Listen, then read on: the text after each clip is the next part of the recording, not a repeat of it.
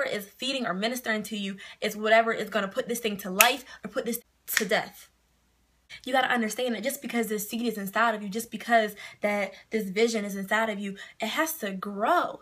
What do seeds do? You plant them and they grow, but you must feed it and nourish it and allow them to grow.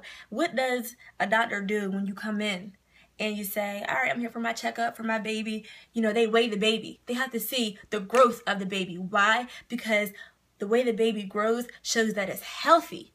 Whatever is healthy grows. So whatever is inside of you that you want to do, that you got your mind set on, the way that it's going to be healthy and flourish and grow is if you feed it. Is if when you do your checkup, has it grown from yesterday, from the day before, from last week, from last month? You know, has it grown or is it in the same spot? That's when you have to reevaluate what you're allowing to feed this thing. All right, so mother, now the baby is here.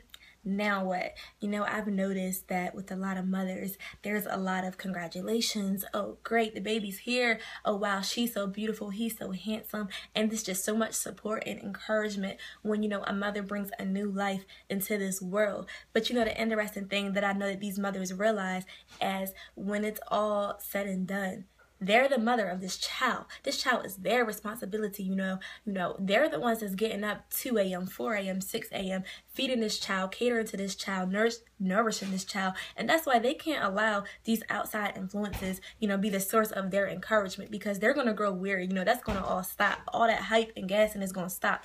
But at the end of the day, this is your child. This is your responsibility. So they realize that they got to take ownership of this thing. They have to take this thing. This is my business. Listen, this is your dream day in and day out. You put in work for this thing when everybody is asleep, when everybody is doing their own thing. You're up, you're working. You know, you take ownership of this thing. This is your responsibility. When nobody else cares, you do, because this means the world to you. Take ownership of it and you be like, I'm going to make sure I do everything to make sure that my child is successful. I'm going to do everything to make sure that my dream is successful. You know, people may encourage me or they may not. They may be for me or they may not. They may be with me one day, the next day they may not. But see, it does not matter because it's inside of you. And all you got to depend on is God will make this thing happen. He'll make sure this thing is successful. So depend on him and understand that people, it's great if they support you, but if they don't, oh well, you got to keep moving and take responsibility, because it was inside of you. You carried this thing for 9 months. You allowed this dream to develop. So only you know this.